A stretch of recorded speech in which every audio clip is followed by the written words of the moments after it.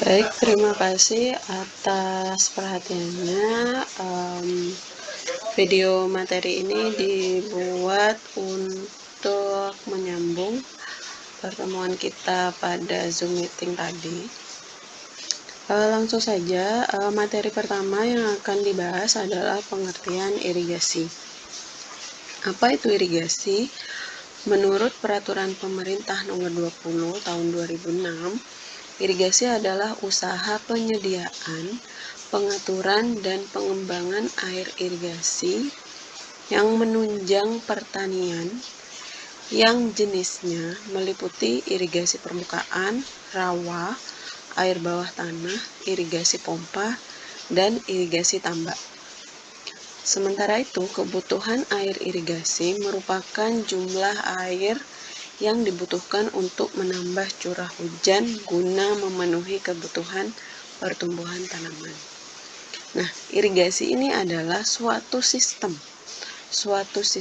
untuk mengairi suatu lahan dengan membendung sumber air atau dapat diartikan sebagai suatu usaha penyediaan, pengaturan, dan pembuangan air irigasi untuk menunjang sistem pertanian. Sistem irigasi tersebut sudah dilakukan oleh manusia sejak zaman dahulu. Hal ini bertujuan untuk mempermudah dalam pengairan lahan pertanian ataupun perkebunan, terlebih jika wilayah tersebut mempunyai iklim dengan curah hujan yang tinggi. Kegiatan-kegiatan irigasi menyangkut penampungan air, penyaluran air ke lahan, dan pembuangan kelebihan air, serta usaha menjaga kontinuitas air. Nah, ini yang penting, menjaga kontinuitas air. Nah, pada prinsipnya, air irigasi yang ditambahkan adalah untuk menutupi kekurangan air tanah yang telah ada pada saat yang diperlukan dalam jumlah yang cukup. Nah, maka dari itu, untuk merancang suatu irigasi, selain diperlukan data hidrologi, meteorologi, juga diperlukan pengelolaan air yang mantap. Oke, itu adalah pengertian irigasi secara umum. Kemudian bagaimana sejarah irigasi? Sejarah irigasi kita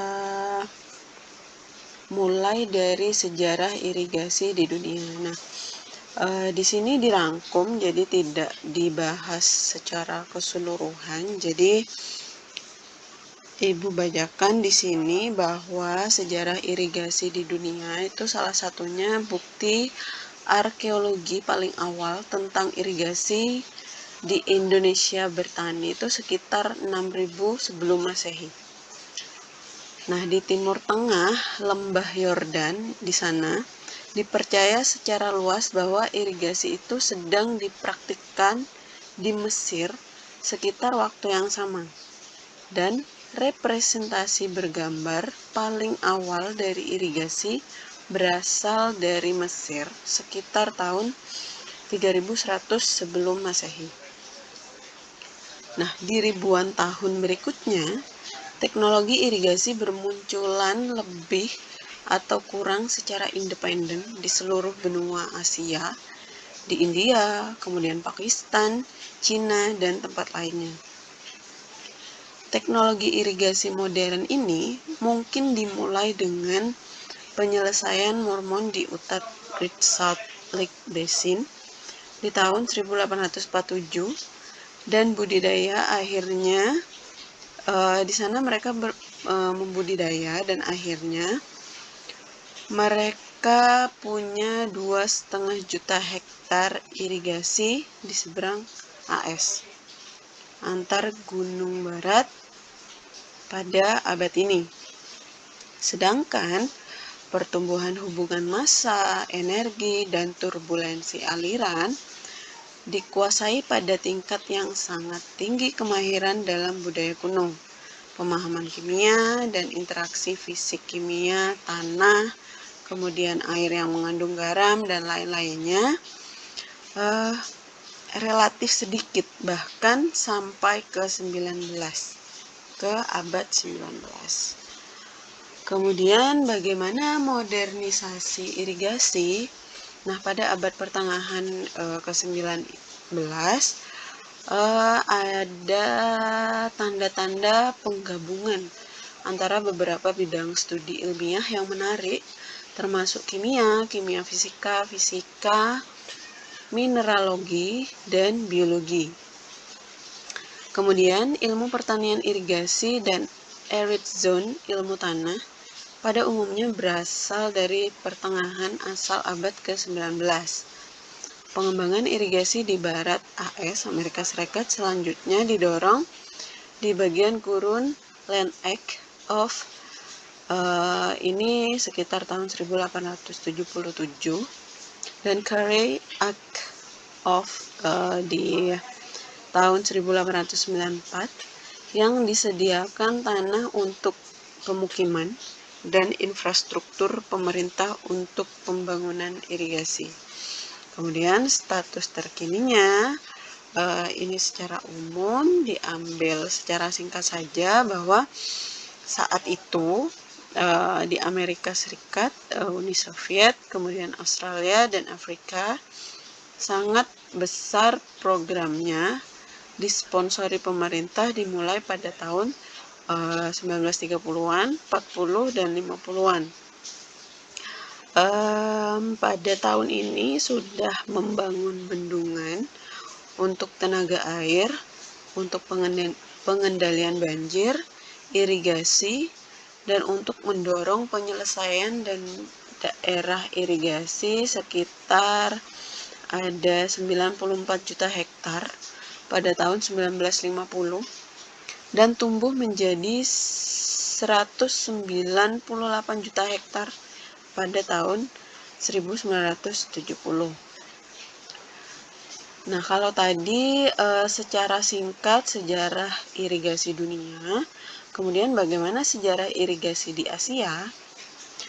Lebih dari 60% wilayah irigasi di dunia berasal dari Asia. Kira-kira 2/3 dikhususkan untuk produksi biji serealia, beras, dan yang lebih rendah, yang lebih luasnya itu adalah gandum. Kemudian perkembangan irigasi di Asia ini dibagi menjadi 3 periode. Yang pertama adalah era kolonial yang terjadi pada tahun 1850 sampai 1945. Strategi irigasi ini dominan irigasi pelindung di daerah semi kering untuk kelaparan, kemudian pencegahan di tahun kekeringan. Sebagian besar di era ini pendapatan dari kekuatan kolonial di Asia adalah berdasarkan pertanian. Ini termasuk perkebunan, seperti contohnya karet, teh, kopi, dan lain-lain di daerah tada hujan. Sementara irigasi dikembangkan di dataran rendah agar penyediaan atau menyediakan beras sebagai bahan pokok bagi penduduk serta untuk ekspor pula. Kemudian yang kedua ada era perang dingin pada tahun 1946 sampai 1989. Nah, strategi irigasi pada era itu dominan perluasan irigasi itu dikelola oleh pemerintah. Sistem dan fasilitasnya itu bersih dari publik dan swasta untuk mencapai ketahanan pangan, kemiskinan, pengurangan kemiskinan, dan tujuan sosial terkait pada periode konstruksi. Nah, dari tahun 1960-an ini dan seterusnya, negara maju dan pembangunan multilateral lembaga yang dipimpin oleh Bank Dunia dan Asia Bank Pembangunan memainkan peran utama dalam pengembangan irigasi. Jadi di era itu yang memiliki peran utama dalam pengembangan irigasi ini adalah lembaga-lembaga yang dipimpin oleh Bank Dunia. Kemudian yang ketiga adalah era baru globalisasi dari tahun 1990 sampai ke depan, sampai sekarang bahkan. Konsep globalisasi menekankan tumbuh hubungan antara ekonomi dunia dan interdependensi. Jadi di negara berkembang ini tercermin dalam pergeseran dari petani ke ekonomi pasar. Meluasnya penggunaan teknologi informasi seperti seluler telepon dan meningkatkan mobilitas tenaga kerja ini menyimbolkan atau membuktikan bahwa era itu adalah transformasi global.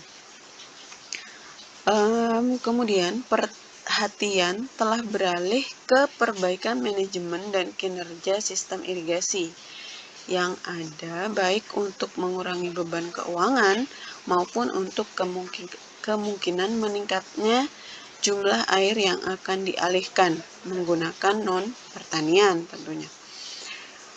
Peran negara ditantang oleh pengembangan pribadi tubel dengan bergerak menuju desentralisasi dan pola tata kelola yang lebih partisipatif. Nah, sudah dijelaskan tadi bagaimana sedikit cerita tentang sejarah irigasi dunia dan sedikit cerita dari sejarah di Asia. Nah, seperti yang Ibu tekankan di awal, jangan monoton kalian belajar dari slide atau materi yang diberikan, tapi perlunya kreativitas kalian untuk mencari tahu apa saja yang perlu kalian ketahui dan lengkapi dari materi yang sudah disampaikan. Kemudian kita lanjut. Nah, sekarang bagaimana sejarah irigasi di Indonesia? Sejarah irigasi di Indonesia, yang pertama di Indonesia, irigasi tradisional telah berlangsung sejak nenek moyang kita. Hal ini dapat dilihat juga dengan cara bercocok tanam pada masa kerajaan-kerajaan yang ada di Indonesia, dengan membendung kali secara bergantian untuk dialirkan ke sawah. Nah, jadi sejak zaman dulu, sejak zaman kerajaan-kerajaan, untuk pengaliran air ke sawah, nenek moyang kita sudah tahu caranya bagaimana membendung dan cara mengalirkannya, kemudian mengalirkan ke sawah-sawah mereka. Yang lebih penting lagi, di Bali terutama, nah di Bali ini irigasi sudah ada sebelum tahun 1343 Masehi. Hal ini terbukti dengan adanya sedahan atau petugas yang melakukan koordinasi atas subak-subak dan mengurus pemungutan pajak atas tanah wilayahnya. Nah, apa itu subak? Tentu kalian yang sudah orang lokal Bali atau tidak tinggal lama di Bali sudah tahu subak itu apa. Namun di sini dijelaskan menurut Peraturan Pemerintah Nomor 23 Tahun 1982 tentang irigasi, subak itu diartikan suatu masyarakat hukum adat di Bali yang bersifat sosio-agraris religius yang secara historis tumbuh dan berkembang sebagai suatu organisasi di bidang tata guna air di tingkat usaha tani. Nah, ini perlu digarisbawahi bahwa subak bukan hanya sawah begitu ya. Jadi kalau kalian ditanya subak itu apa? Subak menurut Peraturan Pemerintah Nomor 23 tahun sekian bahwa suatu masyarakat hukum adat di Bali yang bersifat sosio-agraris dan seterusnya berkembang sebagai suatu organisasi di bidang tata guna air. Ingat, di bidang tata guna air di tingkat usaha tani. Selanjutnya, bagaimana sejarah di Indonesia dan sistem irigasi zaman Hindia Belanda. Nah, sistem irigasi adalah salah satu upaya Belanda dalam melaksanakan tanam paksa. Kalian pasti sudah tahu tanam paksa itu seperti apa. Ini terjadi pada tahun 1830. Nah, sistem irigasi yang dulu telah mengenal, jadi sistem irigasi dulu ini sudah mengenal saluran primer, kemudian sekunder, tersier, tetapi sumber air belum memakai sistem waduk. Nah, pada zaman dahulu sudah tahu ini saluran primer, sekunder, dan tersier, tetapi sumber airnya masih belum memakai sistem waduk. Kemudian selanjutnya sistem irigasi waduk yang pertama itu Jatiluhur pada tahun 1955. Itu letaknya di Jawa Barat. Thames Valley Authority TVA yang diprakarsai oleh Presiden Amerika Serikat Franklin D. Roosevelt pada tahun 1933. Ini merupakan salah satu waduk serbaguna yang pertama dibangun di dunia, yang dulu telah mengenal saluran primer, sekunder, ataupun tersier.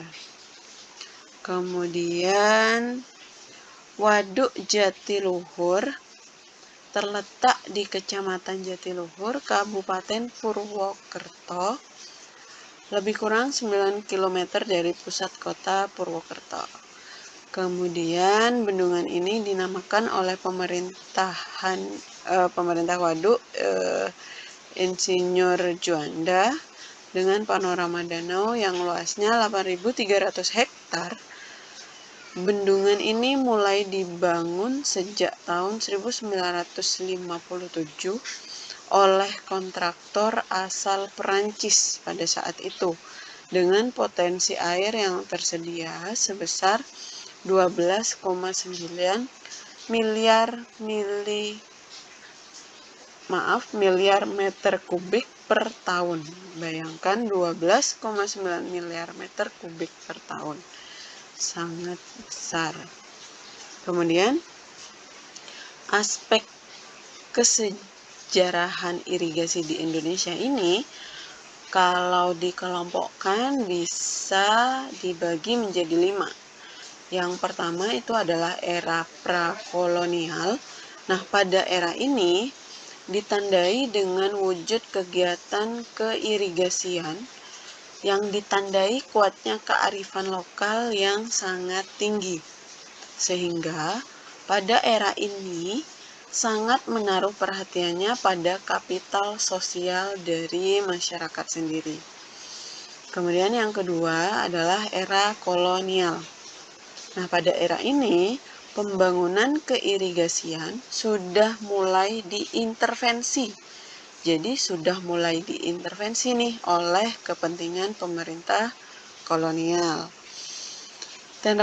Teknologi yang digunakan dan kelembagaan pengelola juga sudah dikombinasikan antara kemampuan masyarakat lokal dengan teknologi dan kelembagaan yang dibawa oleh pemerintah kolonial. Yang ketiga adalah era revolusi pasca kolonial. Nah, di era ini menurut Dawam Raharjo pada tahun 89, era ini itu kegiatan keirigasian tidak banyak dilakukan karena pemerintah waktu itu masih memprioritaskan pembangunan politik yang diwarnai terjadinya polarisasi kekuatan politik internasional pasca Perang Dunia Kedua, serta suasana konfrontasi dengan negara tetangga pada waktu itu. Kemudian yang keempat adalah era Orde Baru. Era Orde Baru ini oleh sebagian pengamat disebut sebagai kebangkitan rezim pemerintah. Kenapa? Karena pada era ini tuh pemerintah berhasil menggantikan undang-undang pengairan versi pemerintah kolonial menjadi Undang-Undang Nomor 11 Tahun 1974 tentang pengairan. Nah, akibat sangat kuatnya orientasi pemerintah untuk meraih swasembada pangan atau swasembada beras, maka kegiatan pengembangan dan pengelolaan irigasi banyak dilakukan oleh pemerintah. Pendekatan tersebut membawa konsekuensi ketidakjelasan peran masyarakat karena yang sangat kuat orientasinya adalah pemerintah. Jadinya peran masyarakat di sini jadi tidak jelas dalam keirigasian, sehingga mengakibatkan yang selanjutnya menjadi masyarakat lokal yang pasif. Kemudian yang terakhir adalah era pasca Orde Baru atau reformasi. Nah, pada era ini lahir sebagai respon masyarakat terhadap sistem pembangunan dan pendekatan pembangunan yang totaliter dan sentralistis. Oke, totaliter dan sentralistis itu dari respon masyarakat. Nah, dalam era ini lahir Undang-Undang Nomor 7 Tahun 2004 tentang Sumber Daya Air dan Peraturan Pemerintah Nomor 20 Tahun 2006 tentang irigasi. Jadi pada era ini perlu dibangun suatu sistem dan mekanisme pengembangan dan pengelolaan sistem irigasi yang memberi peran yang lebih nyata kepada masyarakat. Nah, era ini perlu dijadikan era kebangkitan kapital sosial masyarakat dalam sistem keirigasian Indonesia pada saat sekarang dan ke depan. Oke, itu tadi 5 era persejarahan irigasi di Indonesia. Kemudian ada beberapa sumber lain juga yang mengatakan atau menceritakan bagaimana sejarah irigasi di Indonesia. Nah, salah satunya yang ini. Ini lebih simpel karena dapat dari kesimpulan beberapa penulis-penulis. Jadi yang pertama adalah bangunan irigasi pertama di Indonesia dibangun di Jawa Timur yang dibuktikan dengan prasasti Harinjing yang saat ini disimpan di Museum Jakarta. Dari data prasasti tertua di Indonesia menyebutkan pula bahwa saluran air tertua telah dibangun di Desa Tugu dekat Cilincing dalam abad ke-5 Masehi. Kemudian fakta yang kedua, pembuatan bendung pertama di Indonesia untuk irigasi dilakukan di Jawa Timur, yaitu Bendung Sampean di Kali Sampean. Insinyur Van Til yang diutus pemerintahan Belanda ke Situbondo membangun bendung tersebut pada tahun 1832 dari struktur kayu jati waktu itu yang diisi dengan batu kali dengan panjang bentang bendung 45 meter serta tinggi 8 meter. Nah, selanjutnya pada tahun 1852 sampai dengan 1857 dibangun pula Bendung Lengkong di Mojokerto untuk mengairi areal seluas 34.000 hektar. Kemudian dilanjutkan adanya pembangunan Bendung Gelapan di Kali Tuntang, Jawa Tengah yang dibangun pada tahun 1852 dan selesai pada tahun 1859. Namun, baru bisa berfungsi 20 tahun kemudian, yaitu pada tahun 1880 dan 1890. Bendung Gelapan adalah bendung pertama yang dibangun di bawah pemerintahan kolonial untuk tanaman rakyat. Selanjutnya disebutkan juga bahwa setelah pemerintahan Hindia Belanda mendirikan Departemen BOW, mulailah dibentuk Irrigate Afdeling. Jika kalian ke perkebunan Puncak atau kalian suka jalan-jalan kebun teh, kebun kopi, kalian pasti akan menemui suatu bacaan afdeling, afdeling, afdeling. Nah, itu adalah sisa dari pemerintahan Hindia Belanda. Oke. Kemudian selanjutnya, tepatnya tercatat pada tanggal 1 Januari tahun 1889, pertama kali dibentuk daerah irigasi yaitu Irrigate Afdeling di Serayu yang meliputi Karesidenan, Banyumas, dan Bagelan di Jawa Tengah. Pada saat itu ada namanya bentuk wilayah itu Karesidenan. Tapi sekarang sudah tidak ada, saya rasa.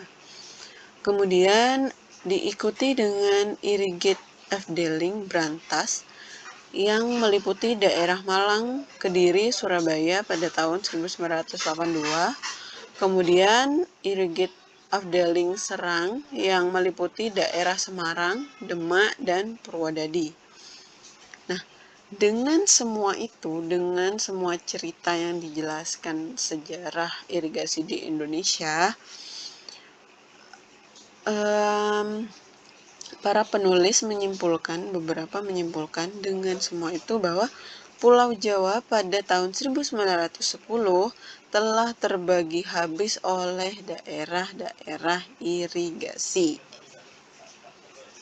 Oke. Ini dari beberapa kesimpulan atau beberapa tautan-tautan mengenai sejarah irigasi Indonesia dari sumber lainnya.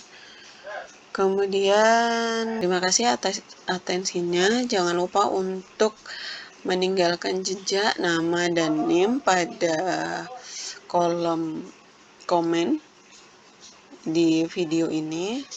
Kemudian untuk sekedar pengingat saja, untuk absensi saya toleransi, nanti absensi saya akan bagikan setelah jam masuk 19.10, kemudian di 19.30 saya tutup. Jadi tidak ada alasan keterlambatan dan lain sebagainya. Jadi sudah saya berikan di awal, harus tepat waktu agar bisa absen dan mengikuti materi yang akan disampaikan nanti. Baik, sekian dulu untuk materi pertemuan pertama. Di pertemuan kedua kita akan bahas